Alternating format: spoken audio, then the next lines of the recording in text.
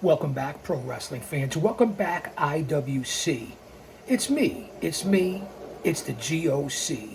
Here for part 4 of the AEW All Out preview and prediction show. Go back and check out the first 3 parts. This is a 4-part series, seeing that there's 13 total matches.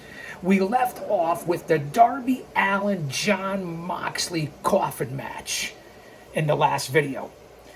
I believe Darby Allin gets the victory here, unless there's some kind of chicanery, some kind of fuck finish, and Wheeler Yuta or Claudio or Marina or Gabe Kidd or who knows, even if Pac comes back, there's going to be some sort of interference, perhaps. This is going to be a hardcore, bloody match, in my opinion, and I expect Darby Allin to pull out all the stops at All Out.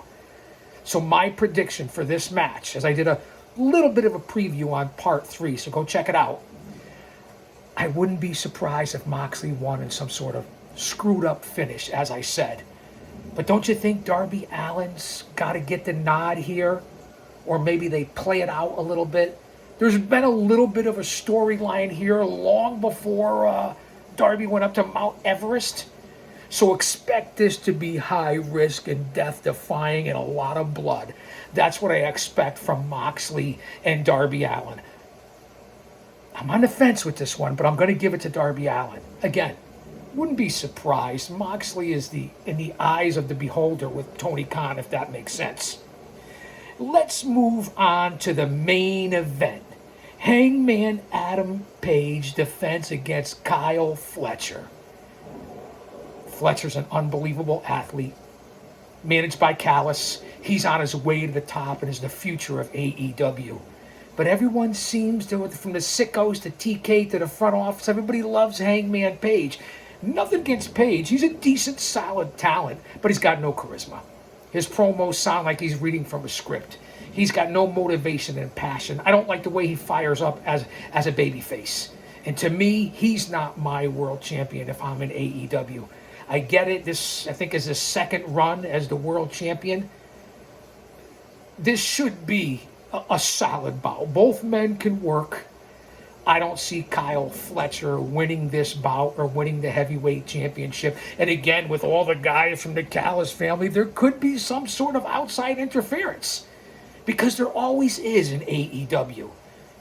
So I'm going to pick Hangman to retain the AEW World Heavyweight Championship. Just my opinion. Fletcher, is it too early to give him the championship? I think so. I really do. He's a future heavyweight champion. He's got to mature a little bit. I know he's an unbelievable athlete. They just gave the title to Page, so I don't think he's going to lose it now. Maybe heading towards a feud with MJF, hopefully. Who's going to be in the wings waiting for Hangman Page after All Out? Just my opinion. You guys let me know what you think. Now, I'm going to quickly, before we get cut off here on part 4 of the preview and predictions from AEW All Out, tomorrow afternoon, Toronto, Ontario, Canada, 3 p.m. Eastern Standard Time, 3 matches on the Tornado tailgate brawl, whatever the fuck it's called, and I apologize for the cussing. I'm glad you guys are here. Pick up your chair and smash the like button. Leave a comment. Subscribe. Say something. And follow me on all social media platforms. We're going to run it down. I'm taking Hangman Page to defend against Kyle Fletcher in the main event for the heavyweight title. I'm taking Darby in the coffin match because it's basically his match for AEW. But I wouldn't be surprised if Moxley wins with some sort of outside interference. But I'm going to take Darby Allin. I'd like to see Takeshita win the Unified Championship. That's my pick. But if Okada won, would anybody be surprised? And Dorada, I don't even know why he's in this match. And I've said that in the previous uploads here for the AEW All Out preview and predictions. I want Takeshita in that match. Edge and Cope and Cage and Cope, they have to go over on FTR. Am I correct? With Malcolm Bivens Stoke as their manager. I'm going to give it to Edge and Christian, or Cope and Christian. That's a no-brainer in my opinion, unless you want to drag it out into a best out of 3. It could go either way. TK usually delivers on bangers on his pay-per-views. I will say that to say this because I tell it like it is. But either way, it's got to go to Edge and Christian. Just my opinion. MJF and Mark Briscoe, that boy, you got to give it to Max. It's time for him to return. It's time for him to get the push. Just my opinion. I take Max. Tony Storm, Jamie Hayter, Thekla, and Statlander, boop. Tony Storm retains. You don't give it to Thekla now. You don't give it to Statlander, even though she's been groomed by the BCC Death Riders. Just my opinion. Hayter, I don't think she's gained anything since she's been back. Don't take it off Tony Storm. Lastly, Benjamin and MVP, because they like to hurt people, against Ricochet and the GOA. I'm going to take the Hurt Syndicate. AEW 4-way for the World Tag Team titles. King and Bandito, the champions, defend against Hechicero and Alexander. Bailey and Knight and the Young Bucks. I'm taking the EVPs, Matthew and Nicholas Jackson, the Young Bucks, to get their 4th reign as the AEW World Tag Team Champions. Mercedes, Varnado, Sasha Banks gets Riho. No way Monet loses the TBS title. Just that simple.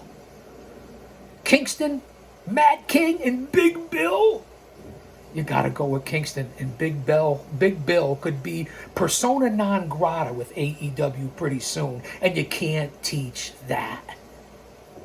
Samoa Joe and Powerhouse Hobbs not defending the trios title against the Work Horseman, McFly, on the Tailgate Brawl. Bet the house on Joe and Hobbs. The women's 4-way, 8-way tag team matchup, or whatever you want to call it, in the Tailgate Tornado Brawl. Willow, Mina, Harley Cameron, Queen Aminata take on Julia Hart, Sky Blue, Penelope Ford, and Megan Bayne. Does it even matter at this fucking point in this match? Because I don't think it does. We also have Daniel Garcia, one of the pillars, against Shibata 3. Daniel Garcia has been getting groomed by the BCC Death Riders as well. I don't think he loses to Shibata. And why are Hobbs and going up against and Joe going up against the Work Horsemen and not defending the trios titles to put Garcia and Shibata on a Tailgate Brawl? Just doesn't make any sense to me. It really doesn't. I don't think I'm missing any matches here. We went over the 3 matches on the Tornado Tailgate Brawl. The women. Also, Joe and Hobbs against the Work Horsemen. Also, Garcia, Shibata 3. So those are the 3 bouts on the 0 hour pre-show, whatever you want to call it. And then, of course, the main card in no particular order. Mad King returning against Big Bill, Monet, and Riho. Lastly, Benjamin and MVP, because they're going to hurt somebody, against Ricochet, and the GOA. Storm, Hayter, Thekla, Statlander, Edge, Christian, FTR, MJF and Briscoe, Okada, Takeshita, and Dorada. Say that 3 times fast. Mox and Darby in the coffin match. That's right, MJF and Briscoe is tables and tacks. Most of these matches here have no storyline and no psychology set up. It's just matches. 3 or 4 of these bouts don't even belong on the pay-per-view. And then in the main event, Paige and Fletcher. So that's what we have for all 13 bouts coming up for tomorrow's all-out pay-per-view. Toronto, Canada, and then leading into tomorrow night, WWE challenging at WrestlePalooza. I'll be back to do a preview and predictions for WrestlePalooza as well. I just wanted to get this up here. YouTube and the algorithm has been screwing with the GOC. Hey, that's me. So I make sure I want to get up 4 parts here. So if you guys can handle it, I can handle it. Go back and check out my opening monologue and the 4-part series on AEW All Out. And I even did some WWE news and notes all today ahead of an unbelievable weekend in pro wrestling for the IWC. And all these different podcasts, because this isn't a podcast, this is a fucking show. And I can't thank you guys and gals enough for being here, especially my mods, Austin Nance and the OTS Tribal Queen. I don't think I missed anything in this 4-parter. And again, I apologize for it being a 4-parter, but YouTube's been doing something crazy. All right, fans, thanks for being here. As I said, check out the over 6,000 videos here, 1.5 million total views.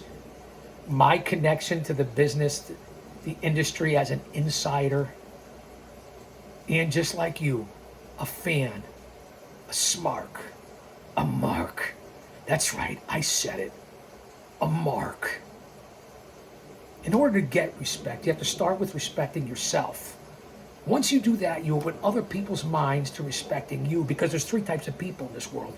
Those who don't know what happened, those who wonder what happened, and people like the GOC Big Daddy that make things happen. Everyone stay mentally, emotionally, physically, and spiritually fit. We're living in hard times. I'm here for a temporary distraction, a stress reliever.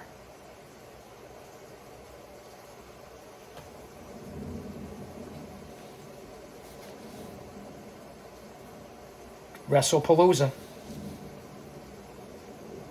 Cody Rhodes defends the championship, the undisputed championship, against Drew McIntyre.